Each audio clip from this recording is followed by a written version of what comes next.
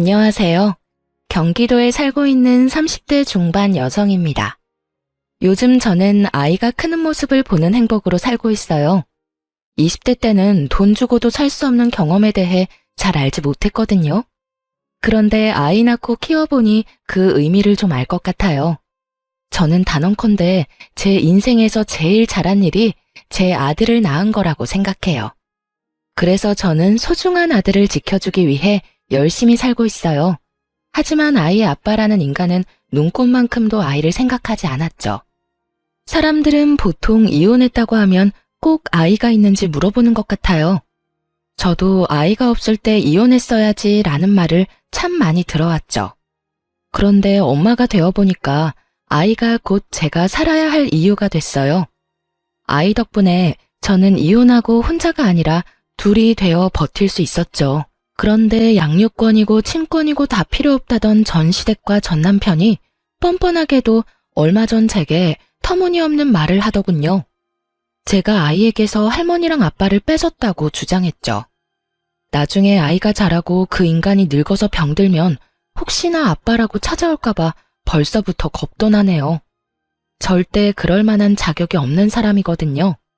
제 사연 끝까지 들어주시고 과연 정말 전 남편 말대로 제가 잘못한 건지 구독자 여러분들의 현명한 조언 부탁드려요. 결혼 전에 남편은 말보다 행동하는 남자였어요.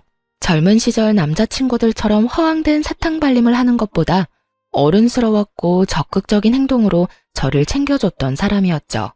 물론 사람이 한결같으면 좋겠지만 역시나 남편은 연애 시절에만 잘해주던 그저 그런 좋은 사람이었어요. 참 연애할 때는 간이고 쓸개고 다 내어줄 것 같았어요. 그의 관심은 오로지 저에게만 쏠려 있었죠. 자기 먹는 것보다 제 입에 들어가는 음식이 중요했고 언제나 제 건강을 신경 쓰는 사람이었어요. 제가 살집이 없는 편인데 비실거린다면서 복날에는 꼭 삼계탕집까지 저를 끌고 갔고요. 초복, 중복, 말복 빠짐없이 저희 엄마보다 남편은 저를 살뜰히 챙겼어요. 제가 어릴 때 아빠가 일찍 돌아가셔서 저한테는 엄마뿐이었거든요. 엄마는 남편이 연애 때 제게 잘하는 모습 보고 진심으로 좋아하셨어요. 그런데 남편은 몸보신해야 한다며 삼계탕은 꼭 먹이면서 말은 이상하게 무뚝뚝하게 하는 사람이었어요. 제가 음식을 남기면 그렇게 먹어서 어디 나중에 애는 잘 낳겠냐고 타박도 했죠. 퉁명스러운 말투이기는 했지만 언제나 그 안에는 저를 향한 걱정이 묻어났어요. 투박한 그 사랑 표현이 연애 때는 뭐 그리 따뜻하게 느껴졌는지 몰라요. 아무래도 제가 아빠가 안 계셔서 그 사람을 더 많이 의지하고 마음을 많이 줬던 것 같아요. 그런 성격이 마음에 들어서 결혼했는데 막상 결혼식 올리고부터는 저를 완전히 찬밥 신세 취급하더군요. 연애 때와 달리 복날이면 저는 땀을 뻘뻘 흘리며 남편과 시부가 먹을 삼계탕 열심히 끓였어요. 그동안 제가 많이 챙김받았으니까 이젠 아내로서 며느리로서 저도 잘 챙겨주고 싶었어요. 하지만 그 누구도 앉아서 먹어보란 말이 없더라고요. 남편과 시부모는 자기들끼리 개걸스럽게 삼계탕을 해치웠어요. 맛있게 잘 먹는 모습이 처음에는 보기 좋았죠. 하지만 제가 앉기도 전에 제 목까지 4마리를 다 먹는 바람에 결국 저는 죽만 먹었어요. 알고 보니 남편이 시부모님 줄 양이 한참 모자라다고 자기 몫이 아닌 제 몫까지 전부 나눠줬기 때문이었죠. 남편은 그렇게 늘 저보다 시댁이 우선인 사람이 되어 있었습니다. 그래서 자연히 저는 내 몫은 내가 알아서 챙겨야 하는 사람이 되었죠. 결혼 초반에는 무심한 남편 때문에 외톨이가 된 기분이었어요. 하지만 사람은 적응의 동물이라고 하잖아요. 삼계탕을 각자 뚝배기에 나눠 끓여 나가면 제 뚝배기에 손댈 생각은 못 하더라고요. 돌이켜보면 남들처럼 달콤한 신혼을 보낸 기억도 별로 없네요. 신혼 초반에는 저도 새댁이니까 잘 모르잖아요. 그러니 남편에게 이끌려서 시댁에 자주 갔어요. 2번 다시 돌아오지 않을 신혼의 시간을 시부모에게 할애했었고 그 이후에는 뭐 아들 임신하고 독박 육아하느라 바빴어요. 어쩌다 제가 남편에게 서운한 티라도 내면 남편은 결혼하면 다 이런 거라고 말했고, 저는 육아에 지쳐서 반박하지 않고 수긍해버렸죠. 그렇게 기억은 다 나지 않지만 제 마음속 깊이 자잘하게 서운한 것들이 얼마나 쌓여갔는지 몰라요. 건조한 결혼 생활에 무뎌질 즈음 도를 지나치는 남편과 시부모 보면서 저는 점점 깨닫기 시작했어요. 결혼했다고 해서 모두가 저처럼 불행하게 살지 않는다는 걸요. 그럼 제가 가장 상처받았던 일들을 한번 꺼내볼게요. 시모의 생일날은 보통 제가 집에서 잔치상을 마련했어요. 시모가 먹고 싶다는 음식을 한 상 가득 차리곤 했는데 먹으면서도 불만이 너무 많은 시모였죠. 생각해보니 결혼하고 처음 맞이하는 생일 때부터 시모는 제게 찬바람이 쌩쌩 불었던 것 같네요. 넌 잡채간을 본 거야, 만 거야? 아주 밍숭맹숭. 아, 어머님, 저 간장 넣는 거 깜빡했어요. 죄송해요. 어쩐지 참기름 맛밖에 안 나더라. 너는 말이야, 음식 만들면서 아주 대충대충 너무 정성이 없는 거 아니니? 어머님, 죄송해요. 제가 한꺼번에 이렇게 음식 여러 가지 해본 건 처음이라서요. 으이그, 웃는 얼굴에 침 못 뱉는다고 해실해실 웃으면 다지? 시모는 조금만 제가 실수하는 모습 보이면 건수 잡은 사람처럼 잔소리를 늘어놓았어요. 처음에는 어른 말씀이라 끝까지 들었는데 저도 겪다 보니 점점 요령이 생겼죠. 시모 잔소리가 시작되면 말을 돌리며 자리를 슬쩍 뜨곤 했어요. 그땐 정말 뭘 몰라서 남편이 고생했다는 말이라도 제게 한마디 해주면 그게 얼마나 뿌듯했는지 몰라요. 그래서 시모가 구박해도 별 타격이 없었죠. 하지만 타박하는 것도 한 번이 아니라 여러 번 겪다 보니 저도 불만이 쌓여갔어요. 지금 기억을 되살려보니 저는 어쩌면 많이 우울한 상태였던 것 같아요. 여보, 이번 어머님 생일은 외식하는 게 어때? 갑자기 무슨 외식? 엄마 생일은 언제나 당신이 음식했잖아. 그래, 알긴 알아. 결혼하고 쭉 어머님 생일 내가 챙겨드렸잖아. 내가 하는 음식 그리 맛있는 것도 아닌데 이번에는 외식하자. 뭐야, 생색내는 거야 지금? 생색이라니. 그런 게 아니라 어머님은 외식 안 하고 싶으시대? 아빠 생일에 외식했으니까 엄마 생일에는 집에서 상 차려드리는 게 낫지 않나? 매번 그래왔는데 갑자기 바꾸면 좀 그렇잖아. 그러지 말고 당신이 어머님한테 한번 물어봐. 이번에는 외식하는 건 어떻냐고 말이야. 어머님은 항상 먹고 맛있다는 말도 안 해주셔. 입맛에 안 맞는데 매년 내가 챙기는 것도 웃기잖아. 근데 그러고 보니까 결혼 전에는 어머님 생신 누가 챙겼어? 결혼 전에? 남자들만 있는데 엄마 생일 챙길 게 따로 있나? 딸 없는 집은 그런 거 안 해. 그냥 밖에서 외식이나 했지. 남편 말 들으니 조금 괘씸하더군요. 평생 생일 안 챙기다가 며느리 들였다고 그동안 엄청 부려먹은 듯한 느낌이 들었거든요. 그래서 저도 심술 한번 부려봤어요. 몰라. 난 이번에는 진짜 어머님 생일상 못 차리겠어. 뭐? 갑자기 당신 왜 그래? 엄마가 서운해할 건 생각 안 해? 나도 서운해. 여보, 생일이라는 건 서로 축하 인사 주고받고 다 같이 음식 나눠 먹으면서 즐거워야 하는 날이잖아.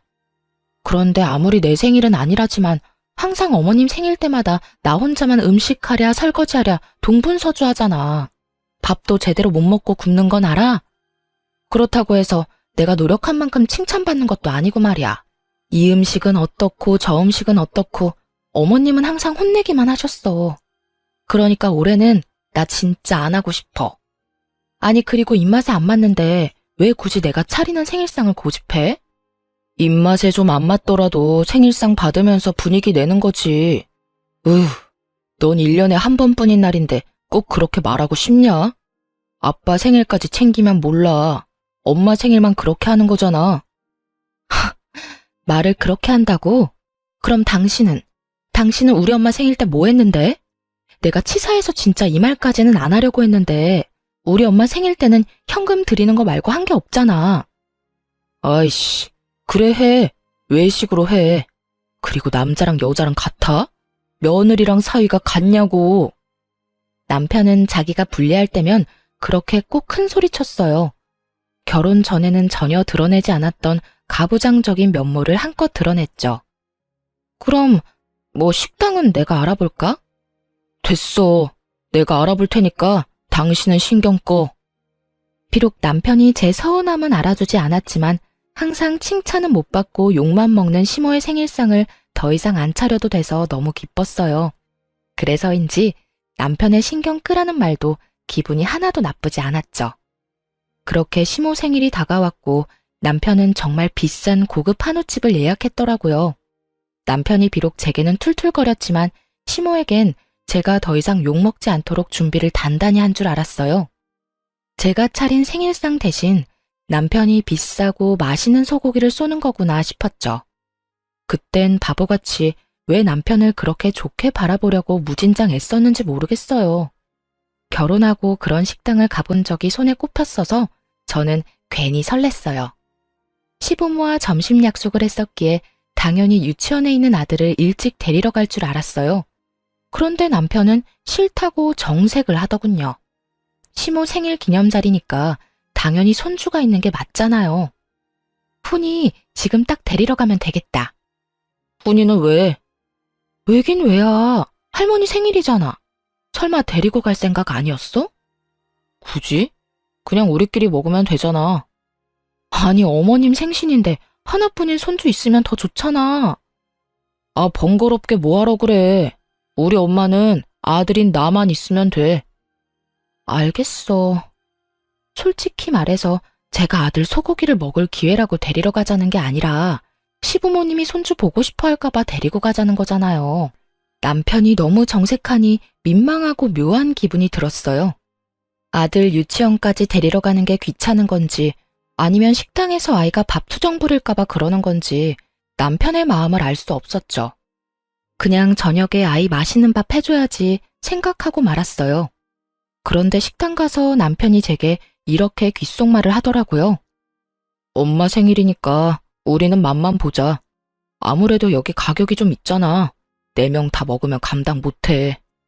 그래. 남편은 중소기업을 다니는 일반 회사원이었고 저는 카페 운영하고 있는 평범한 부부였어요.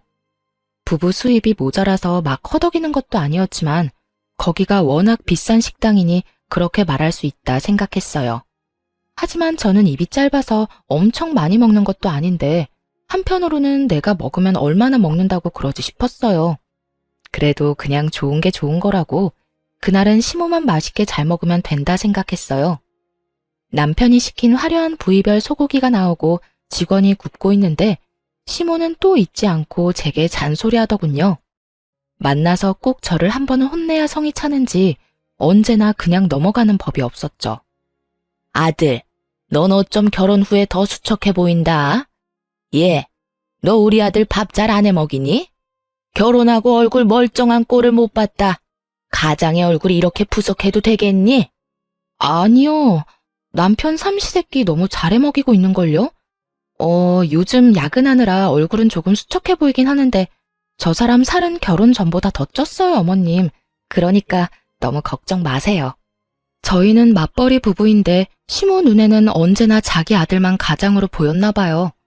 자기 아들 몸집에 반도 안 되는 며느리는 하나도 걱정 안 되냐고 시모에게 묻고 싶어서 입이 근질근질했어요. 으이그, 너무 나물 반찬만 하지 말고 밥상에 고기도 올리고 해야 한다. 닭고기나 돼지 말고 이런 좋은 소고기 같은 것들 말이다. 그럼요.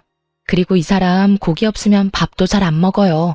훈이는 아빠랑 다르게 고기 없어도 밥 잘 먹는데 말이죠. 어쩜 입맛도 다르고 얼굴 생김새도 그렇고 훈이 걔는 클수록 영 내 아들을 안 닮았니? 네?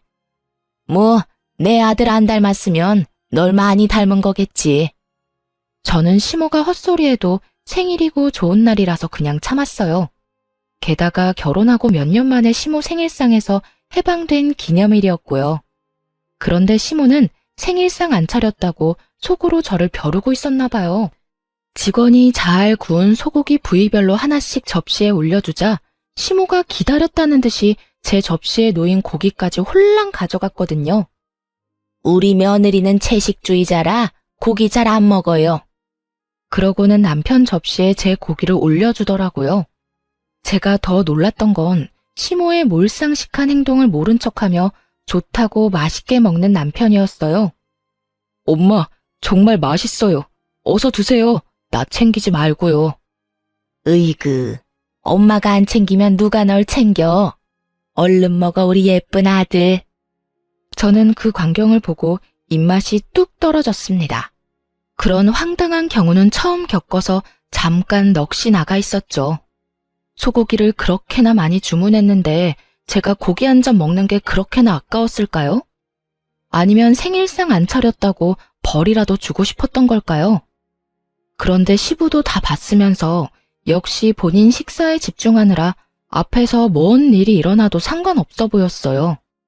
시모가 그러면 시부라도 나설 법한데 제 편이 없는 게 너무 어이없고 서러웠죠. 오죽하면 고기 구워주는 직원이 저를 챙겨주더라고요. 사모님도 좀 드세요. 입맛 없으시더라도 잘 챙겨 드셔야죠. 감사합니다. 저는 괜찮아요. 채식주의자라서요. 당연히 저는 채식주의자가 아니에요. 일부러 남편과 시모 들으라고 크게 얘기했는데 저는 투명인간 된 듯 저 빼고 즐거운 식사 분위기였어요. 네, 저도 손이 있으니까 소고기 그냥 제가 집어서 먹으면 돼요. 하지만 손이 부들부들 떨려서 그냥 가만히 있고 말았죠. 이미 그때부터 남편과 이혼하고 아이를 혼자 키우는 상상까지 하고 있었네요. 결국 저 빼고 남편과 시부모만 배부르게 먹고 저는 무표정으로 자리만 지켰네요. 그땐 남편과 시모 앞에서 1인 시위하는 기분으로 자리를 지켰어요. 그때 식당에서 생일이라고 미역국이랑 찰밥 있는 작은 생일상 챙겨주더라고요. 다들 배부른지 거들떠도 안 보는데 저는 순간 배고프기도 하고 음식이 아까워서 먹고 싶긴 했어요. 내가 너무 예민하게 받아들여서 괜히 바보처럼 식사를 못한 건가 후회도 됐고요. 그렇다고 무시당했는데 호구처럼 그걸 먹고 싶지는 않았어요.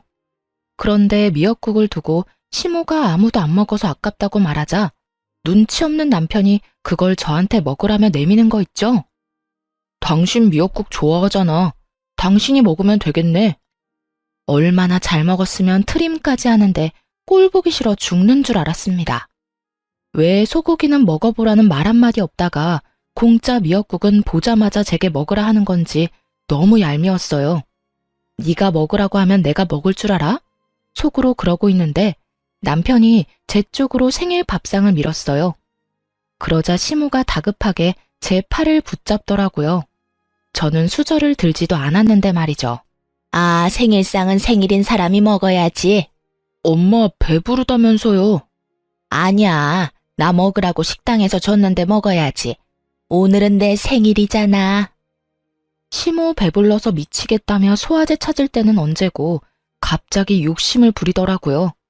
꾸역꾸역 미역국까지 다 먹는 시모의 모습을 보면서 확실히 깨달았어요. 며느리 입으로 들어가는 음식을 엄청 아깝게 생각한다는 걸요. 집에 돌아오자마자 저는 남편에게 따져 물었어요. 하지만 제게 돌아오는 건 사과가 아니었어요. 어쩜 그래? 내가 먹으면 얼마나 먹는다고. 너 나한테 맛만 보라는 게 눈으로 맛보라는 거였니? 아주 넌 잘만 먹더라. 배 튀어나온 것 좀 봐. 맛있디? 그리고 내가 언제부터 채식주의자라고 거짓말까지 쳐? 야, 내가 언제 먹지 말랬어? 난 그런 말은 한 적 없잖아. 네가 괜히 엄마 눈치 보느라 안 먹은 걸 왜 내 탓해? 그러길래 그냥 집에서 생일상 차려드렸으면 좋았잖아. 그럼 엄마도 심술 안 부렸을 테고. 그리고 내가 우리 집 유일한 외동아들인데 엄마가 먹으라고 하면 먹을 수밖에 없지. 그래, 당신 어머님이 심술 부리는 거 알면서도 가만히 있었네. 야, 나도 우리 집 귀한 외동딸이야. 그럴 거면 날 왜 데리고 갔어? 내가 무슨 너네 식구들 밥 먹을 때 세워두는 병풍이야? 당신 설마 돈 아까워서 우리 훈이도 안 데려간 거 아니지? 유치원생이 먹으면 얼마나 먹는다고 말이야. 당황해서 얼굴 벌개지는 남편 보고 제 추측이 맞았다고 생각했어요. 열받아서 그대로 남편 카드만 들고 집을 뛰쳐나왔죠. 이혼할 때는 하더라도 분해서 못 참겠더라고요. 아들 하원시키면서 더 비싼 소고기 집에 찾아갔어요. 남편 카드 시원하게 긁으니까 1분 만에 전화가 왔죠. 오늘 돈도 많이 썼는데 또 썼냐며 저를 타박하더군요. 그러니까 나랑 우리 아들이 애초에 먹으면 얼마나 먹겠어? 처음부터 식당에서 같이 잘 먹었으면 되는 거였잖아. 어떻게 사람을 먹는 걸로 그렇게 서럽게 해? 당신도 어머님도 아버님도 어쩜 아무리 어머님 생신이고 주인공 따로 있다지만 난 정말 나만 한 식구 아닌 줄 알았어. 내가 미안해. 그렇게 서운해할 거라고 생각 못했어. 이혼 이야기가 목구멍까지 차올랐는데 해맑은 아이 얼굴 보니까 쑥 들어가더라고요. 아빠 없이 잘 키울 수 있을까? 그때는 확신이 없었거든요. 시원하게 이혼하자는 말은 못 뱉었지만 열받아서 남편이랑은 밥을 따로 먹기 시작했죠. 그들이 그랬던 것처럼 저도 제 아들 밥만 살뜰히 챙겼어요. 어느 날 남편이 먹을 걸로 차별하지 말라며 서럽다길래 저는 또박또박 말했어요. 어머님한테 보고 배웠는데 왜? 뭐 문제 있어? 뭐? 당신은 어머님한테 가서 밥 먹으면 되잖아. 나도 어머님처럼 내 아들만 챙길 거야. 그제서야 미안하다고 싹싹 빌더라고요. 자기가 2번 다신 그런 일 없게 한다고요. 각서를 쓰라고 시켰는데 정말 쓰고 있길래 저는 딱 1번만 참기로 했어요. 그렇게 몇 달을 시댁과도 일절 교류를 안 했어요. 주말에 밥 먹으러 가자는 시모의 연락도 여러 번 무시했고요. 그런데 남편이 정말 시모에게 한마디 했는지 시모에게서 미안하다고 연락이 왔더라고요. 내가 저번에 좀 심했지? 미안하다. 어머님, 저 채식주의자 아니에요. 알지, 알어. 그래서 내가 너 해주려고 갈비찜 잔뜩 재워놨거든. 마음 풀고 먹으러 와, 응?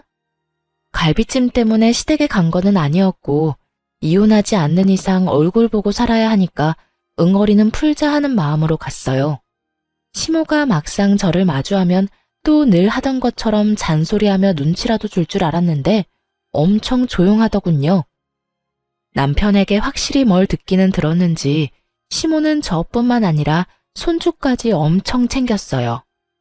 이것저것 먹어보라며 시모가 제게 반찬 들이미는데 결혼 전에 저를 반겼던 모습이 생각나서 마음이 이상했어요. 그 덕에 미움보다 좀 잘 지내고 싶은 마음이 커졌죠. 그날 정말 잘 먹고 집에 돌아가려는데 시모가 갈비찜 너무 많이 재웠다고 친정에 갖다 주라고까지 하더라고요. 사돈이 매운 거 좋아했던 것 같은데 맞지? 특별히 여기에는 청양고추 엄청 넣었어. 고맙습니다. 어머님, 오늘 정말 잘 먹었어요. 엄마한테도 잘 전달해드릴게요. 하지만 나중에 가서야 갈비찜의 비밀을 알게 됐어요. 저와 화해하려고 혹은 제가 예뻐서 챙겨주는 갈비찜이 아니었죠. 자기야, 가면서 땡땡 베이커리 좀 들리자. 엄마가 좋아하는 빵집이거든. 갈비찜 가져가는데 뭐하러 또 빵을 사가? 아니, 갈비찜은 어머님이 챙겨주신 거고 내가 엄마 사드리고 싶어서 그래. 요즘 밀가루값 엄청 올랐잖아. 빵값도 만만치 않은데? 뭐야, 아깝다는 거야? 아니, 내 돈으로 사는데 왜 그래? 기왕 가는 거 들리자고. 알겠어.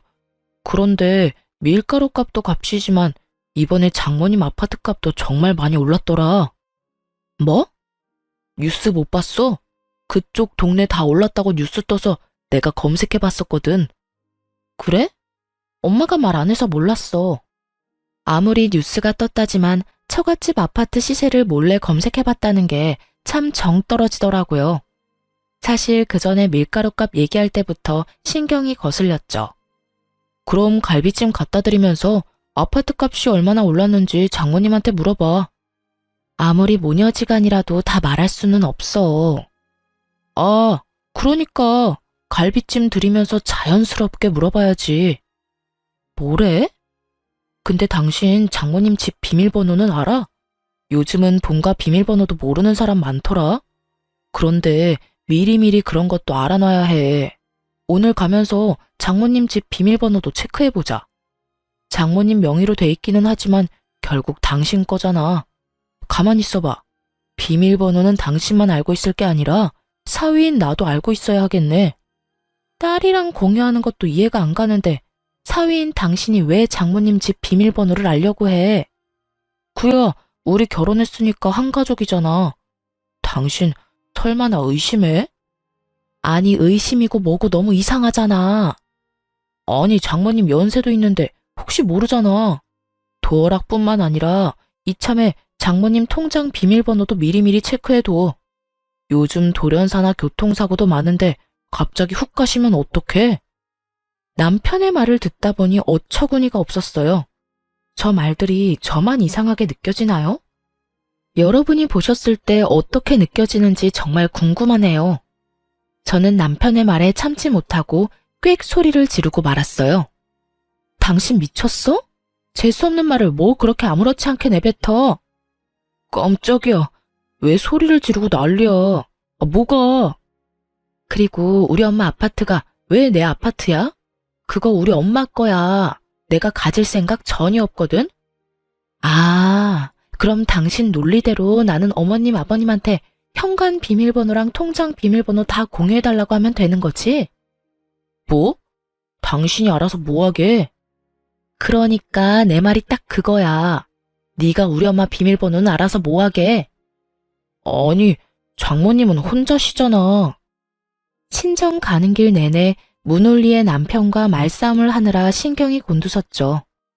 친정엔 저 혼자 들어가서 갈비찜만 갖다 주고 바로 내려오려고 했거든요. 근데 남편은 치사하게 시모가 챙겨준 갈비찜을 꼭 자신이 드릴 거라며 쫓아오더라고요. 그때 살짝 당황했어요.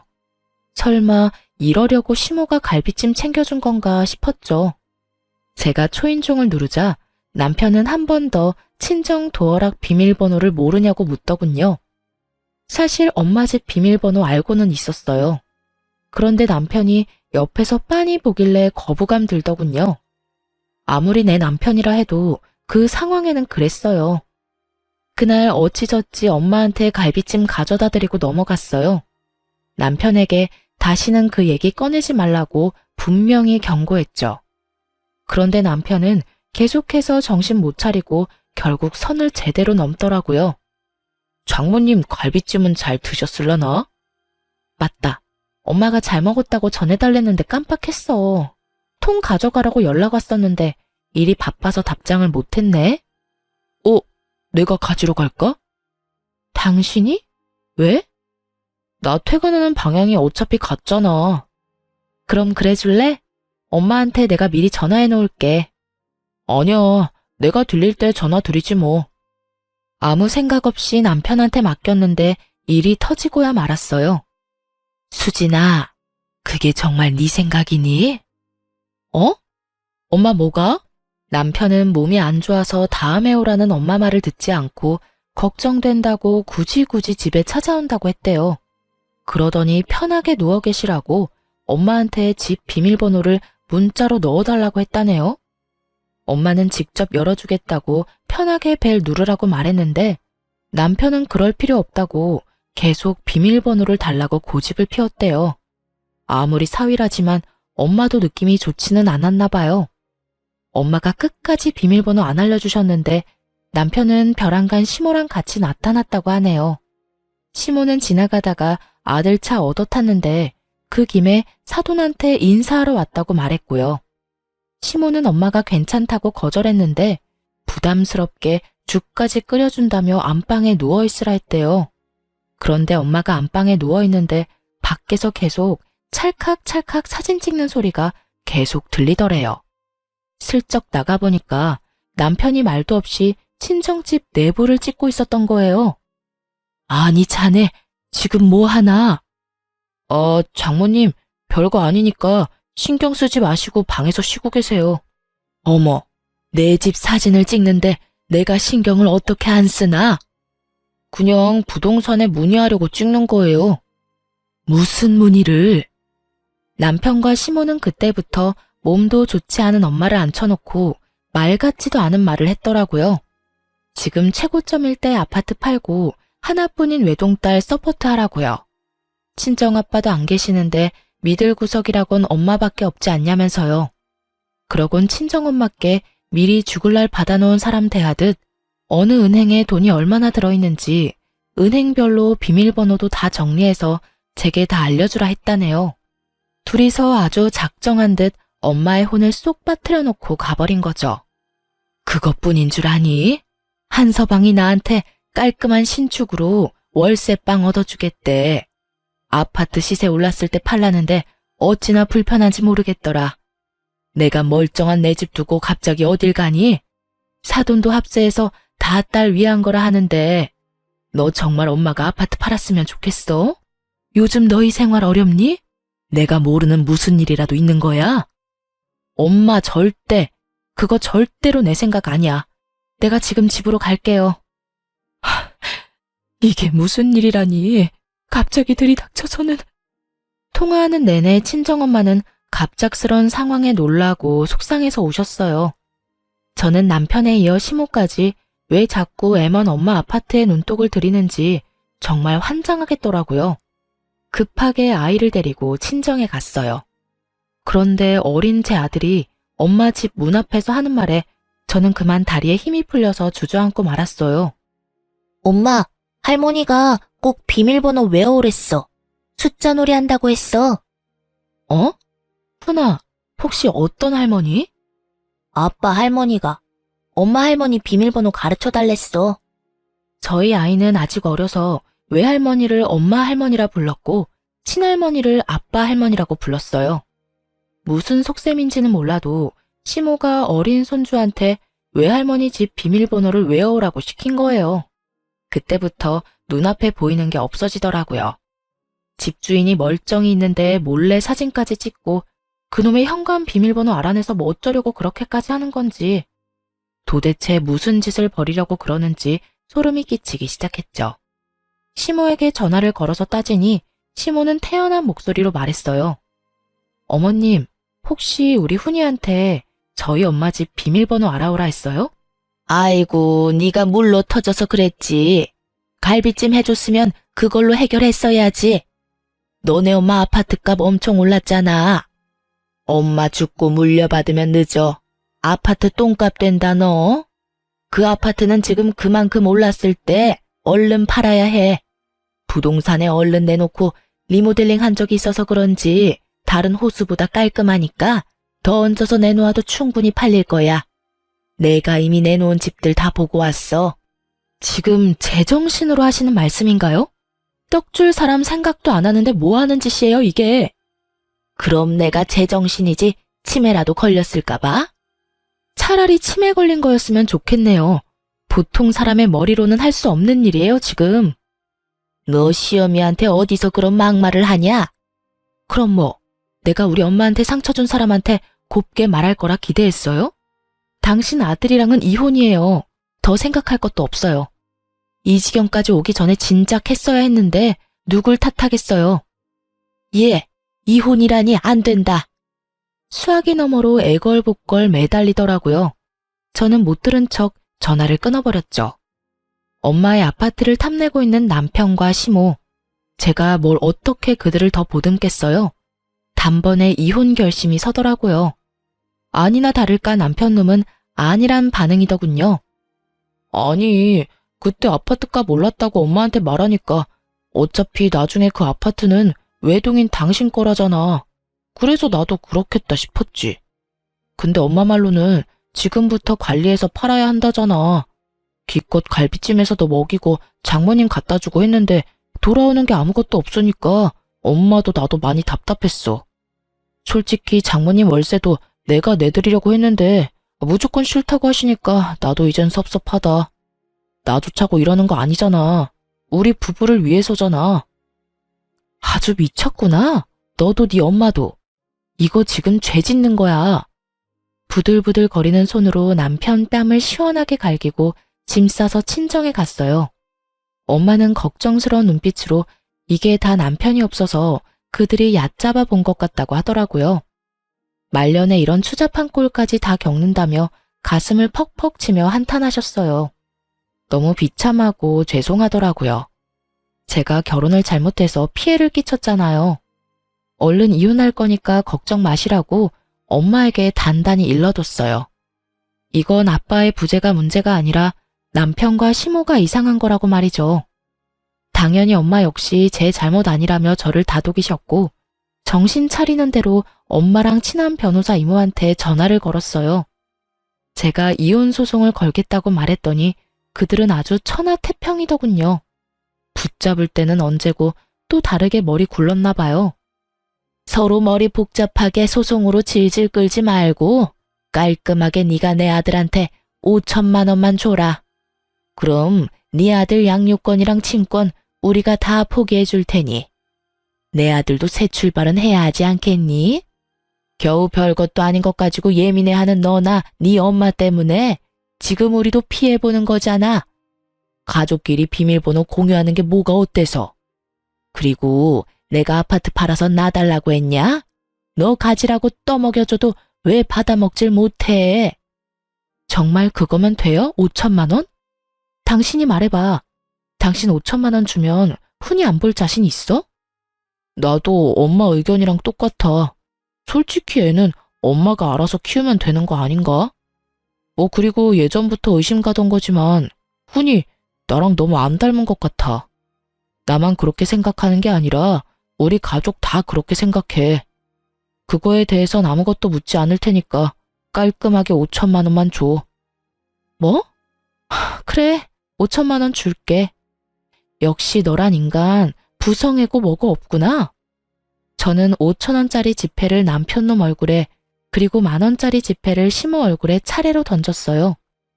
남편이 사태 파악하고 이게 무슨 짓이냐고 발악하더군요. 시모 역시 뒷목 잡고 쓰러지는 신용했고요. 야, 너 미쳤어?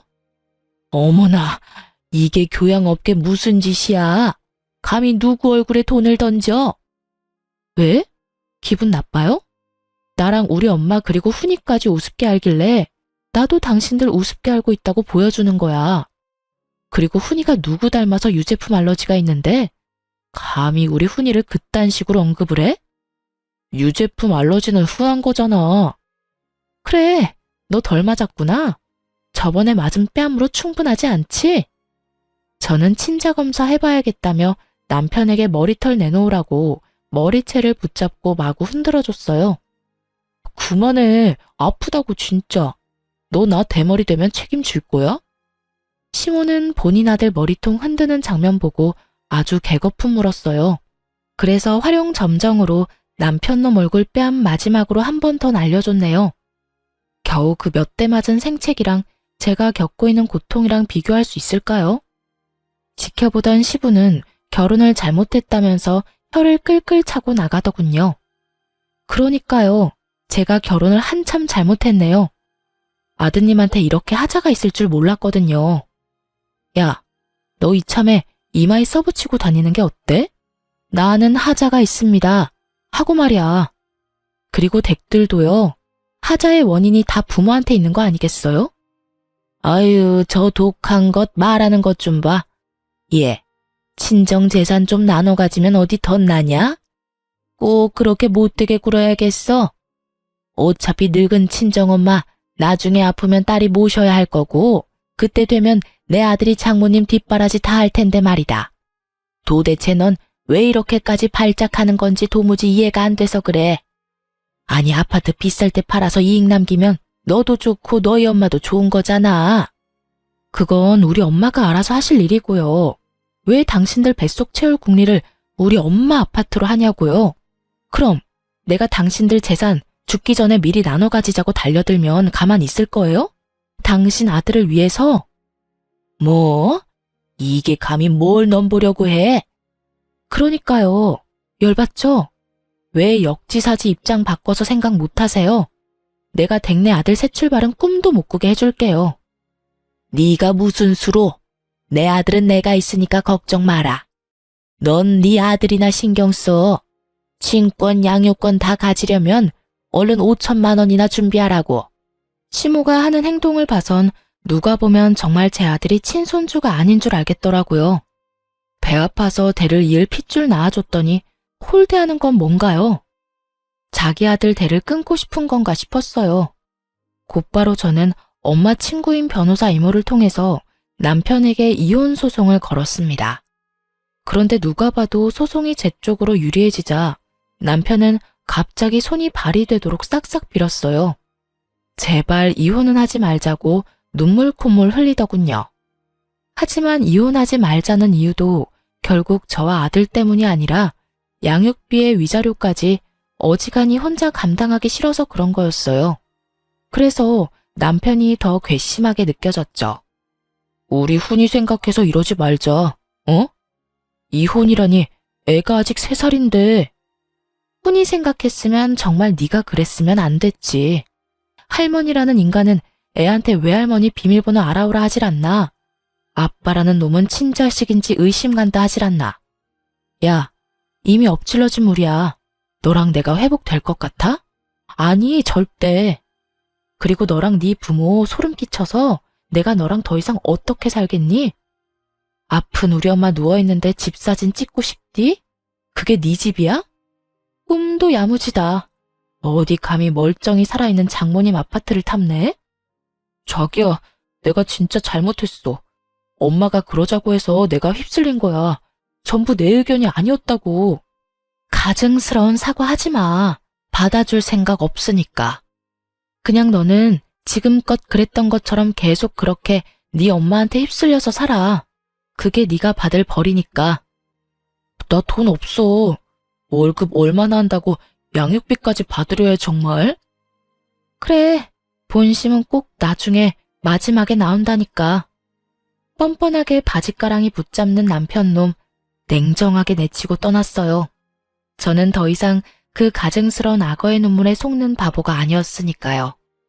거짓말처럼 남편이랑 이혼하고 나니까 제 주변에 좋은 일이 많이 생겼어요. 엄마의 아파트 값은 그 후로 훨씬 더 많이 올랐죠. 하지만 또 한편으로는 열받게 신혼집으로 구했었던 저희가 살던 아파트 값 역시 많이 뛰었다는 걸 알게 됐죠. 전 남편 이득 볼 거 생각하니 저는 살짝 배가 아플 뻔했어요. 하지만 술 취해서 전화 온 전 남편 때문에 저는 배꼽 잡았네요. 여보세요? 너 그거 알아? 우리 아파트 값 엄청 오른 거? 너 그거 자랑하려고 전화했니? 전 남편이 아파트 값 올랐다고 자랑이라도 할 줄 알았는데 그는 냅다 전화기에 대고 통곡하듯 울기 시작했어요. 으씨, 내가 그때 너랑 이혼만 안 했어도, 급하게 아파트 팔지만 않았어도 지금 그 아파트 가지고 있었으면 거의 2배야. 지금 2배로 뛰었어. 이혼하고 전 남편이 급하게 똥값의 아파트를 판 겁니다. 무슨 사정인지는 모르겠지만 회사도 다니면서 위자료랑 양육비 줄 돈이 안 생겨서 팔았대요. 그러곤 아예 시댁에 들어간 것 같더라고요. 전 남편 말대로 이혼 안 하고 같이 잘 살았으면 아파트값 오른 거 엄청 득이 됐을 텐데 같은 생각 잠깐은 했어요. 하지만 저는 아쉽지는 않았어요. 그놈이 고통스러운 게 제 행복이니까요. 저는 이혼 잘 마무리하고 위자료 두둑히 챙겼어요. 아들 클 때까지 달마다 양육비도 받기로 했고요.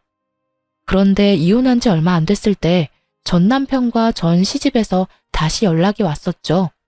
제 아들이 보고 싶다면서 같이 시댁으로 오라더군요. 같이 살 때는 애를 그다지 예뻐해 주지도 않더니만 갑자기 그 무슨 속셈인가 싶었죠. 물론 그들이 저한테는 죽을 죄를 지었지만 제 아들이 원한다면 전 남편 얼굴은 보여줄 생각이었어요. 아들에게까지 제가 겪은 일 다 말하면서 그들이 너한테 그랬다 할 생각은 없었으니까요. 하지만 제 아들 보고 싶다는 핑계로 만나놓고 전 남편은 저보고 돈을 빌려달라고 하더군요. 그 이후로 당연히 아들 얼굴 안 보여줬어요. 친정엄마 아파트 탐내고 내내 제게 맡겨놓은 듯 5천만 원 달라는 전 시모의 말이 찜찜했었는데 뒤늦게 그 내막을 알게 됐어요. 지금껏 조용했던 전 시부가 사고를 친 거였더군요. 시댁 아파트를 가지고 빚내서 노름을 했었나 봐요. 집이 경매 넘어갈 위기를 저를 통해서 모면하려고 계획했었던 거죠. 처음에는 저희 엄마 아파트 욕심냈고 안 되니까 제게 5천만 원이라도 요구한 거예요. 결국 제게 돈을 못 받으니까 전 남편 아파트까지 팔았던 거고요. 전 남편은 저희 카페로 찾아와서 자기 불쌍하지 않냐며 돈을 못 빌려주겠으면 양육비라도 받지 말라고 뻔뻔하게 굴었어요. 나 정말 답답해.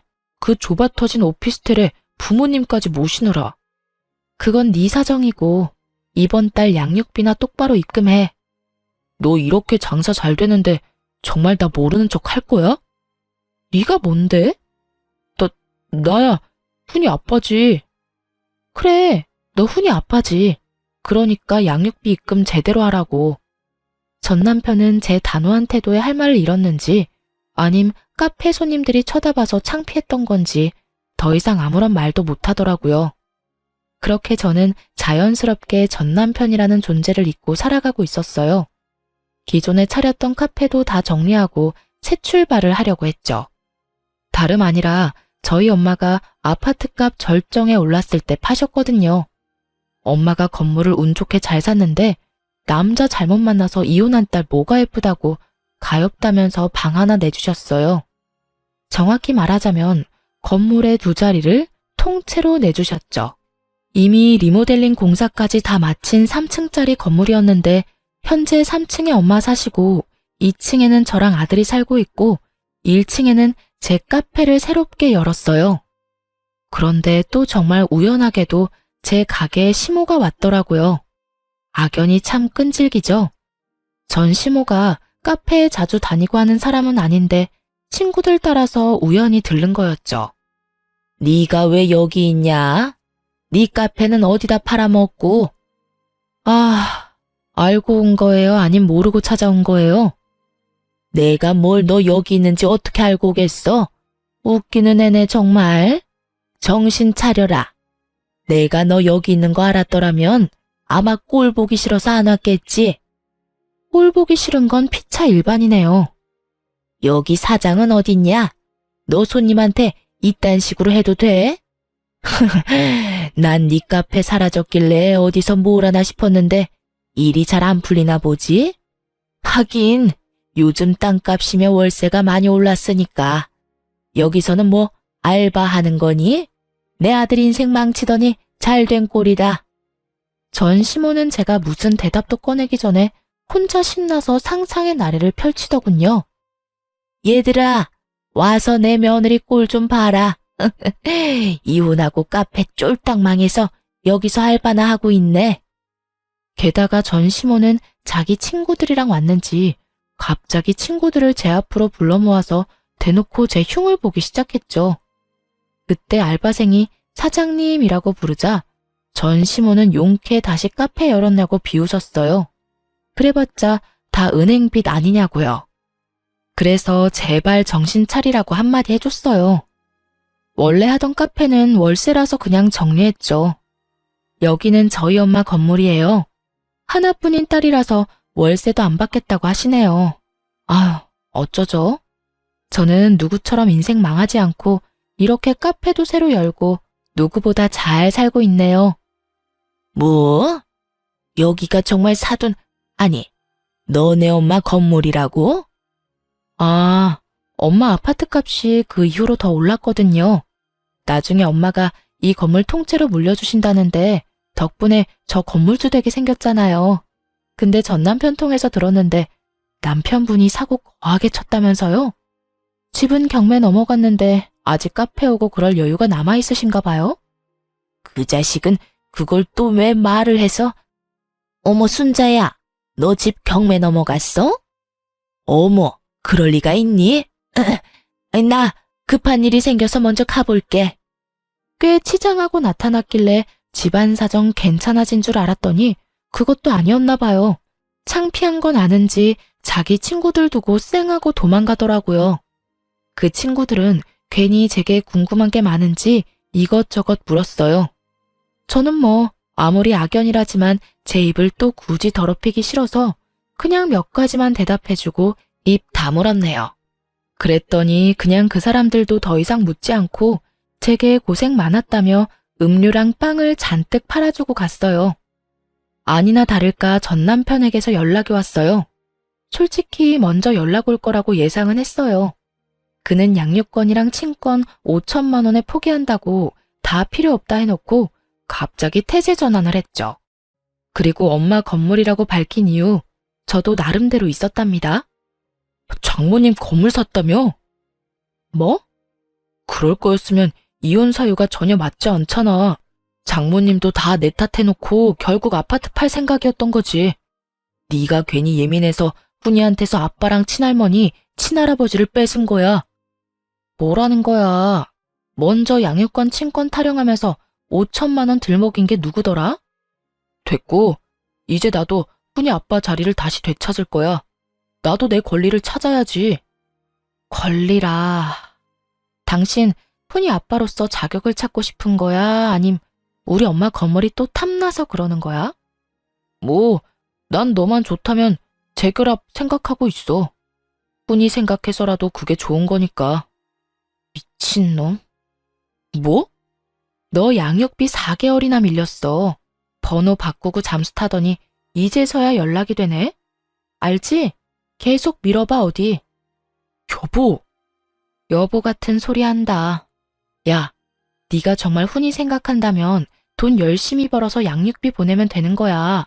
알겠니? 양육비를 줘야 하는 게 바로 네 권리야. 그니까 더 징징거리지 말고 입금이나 해. 더 지체하면 미지급 소송 들어갈 거니까. 회사에 소문이라도 나고 싶어?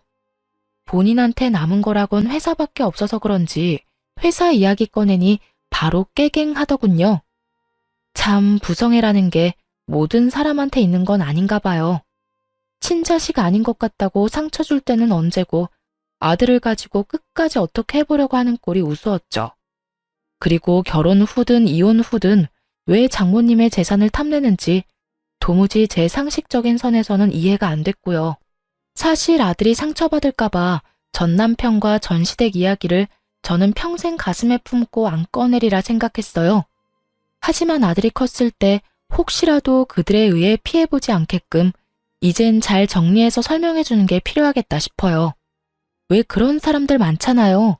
자식 낳아놓고 나 몰라라 하더니 자식 혼자 올바르게 다 크면 부모랍시고 나중에 찾아와서 생색내면서 자식 괴롭히는 사람들이요. 전 남편이 딱 그럴 것 같았어요. 저는 이 이혼 끝에 얻은 교훈이 하나 있어요. 분수도 모르고 남의 것을 탐내지 말자. 분수에 맞게 살자가 제 모토가 됐죠. 앞으로도 제 분수에 맞게 잘 살도록 할게요. 지금까지 긴 사연 들어주셔서 감사합니다. 좋은 하루 되세요.